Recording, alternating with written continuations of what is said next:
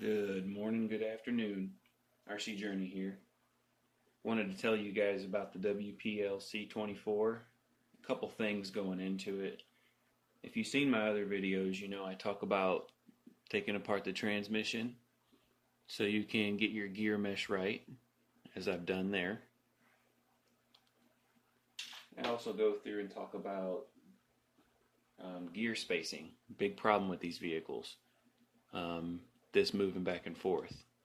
So if you get yourself about 1/16 of an inch spacer and put it in there on the outside, then it should leave that gear nice and smashed up against the pinion, and then that way you won't have any slippage, at least until you do the metal upgrade.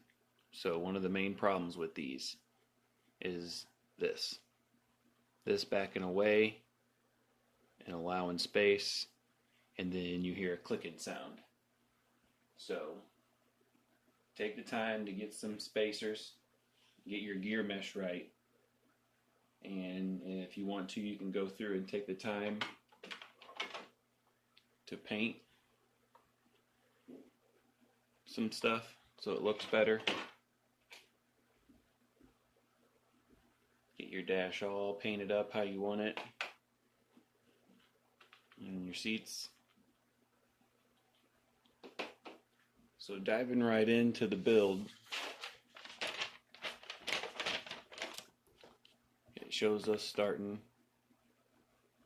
with the top links onto the chassis with #1 screws. And as you see, I have some of that started here. Just make sure everything's nice and loose so it can move nice and freely. And then we're going to do the same to the top. #1 screw in the top hole. And we are using this link.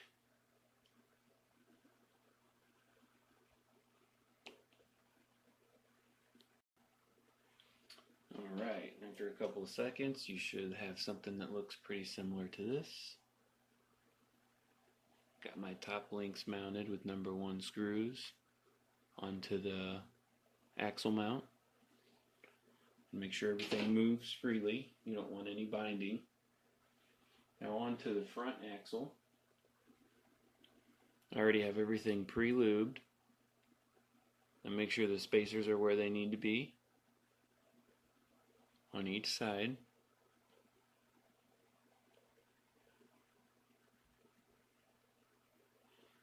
And then before you click that into place,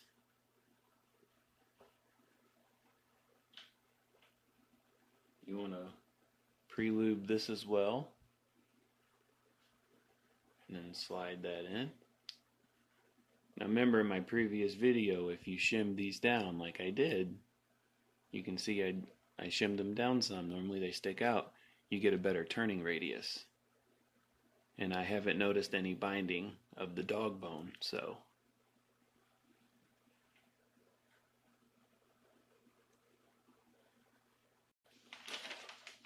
I'm moving on to finishing the front axle.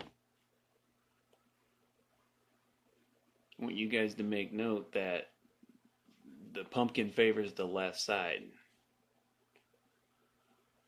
So this is what the front of your axle will look like. And while we're at it, we might as well mount the drag link with #1 screws. Now in my previous build videos, I was letting you guys know that you can put this drag link on top. You will just need a longer screw. But for now, I'm going to build it stock. And we're just going to go ahead and put the link on the bottom, like that. And then that's basically what you should have.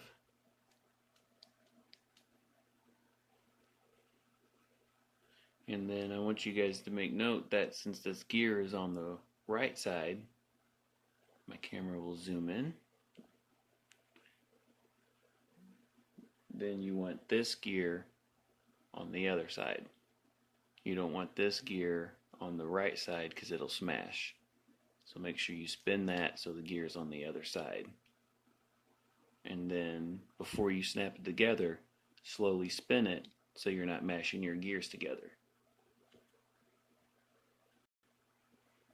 And then you're going to use number 3 screws to go through the pumpkin and fasten it together. Now don't confuse that with number 5 screws. Number 5 screws, if I can show you here, are short.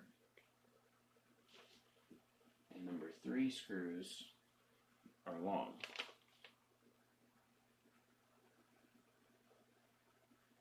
So now the rear axle is basically the same, only a lot easier. You're going to make sure those are in the correct spot. Lube your axle up real well, and everything should fit right into place.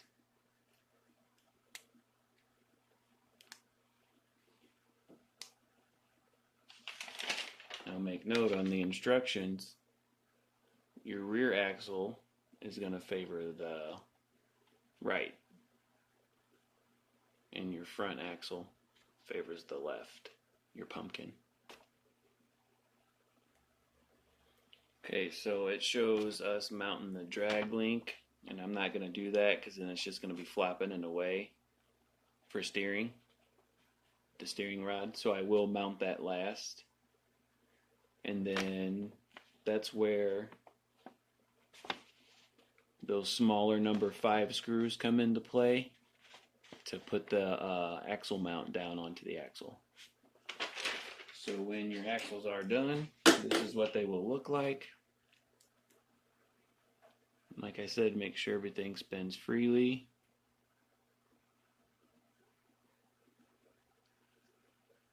And moves freely. And then the same with the rear axle.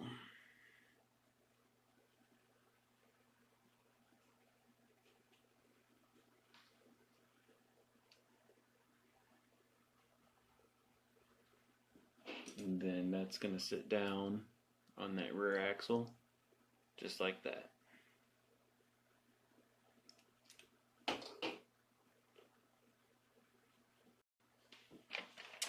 Alright, so you just got done doing that.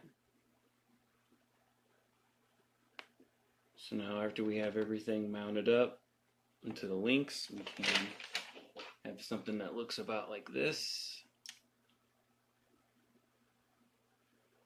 Until we get our other links mounted, it's going to rock back and forth. So now we can do transmission mounts and the chassis bracing. Now if you guys don't have the stock RTR steering setup, you can trim this out of the way and trim some of this plastic down to shave weight. And I always give this a little trim so the steering horn don't hit it. And I got the shocks pre-assembled that I can walk through those with you real quick. So it's basically a Phillips screw head. If I can get my camera to zoom, there we go. You stick that down in there. And you stick your Phillips in there, and you get the plastic part, and then you screw it on there. And since you have your Phillips screwdriver in the bottom of it, it's not spinning.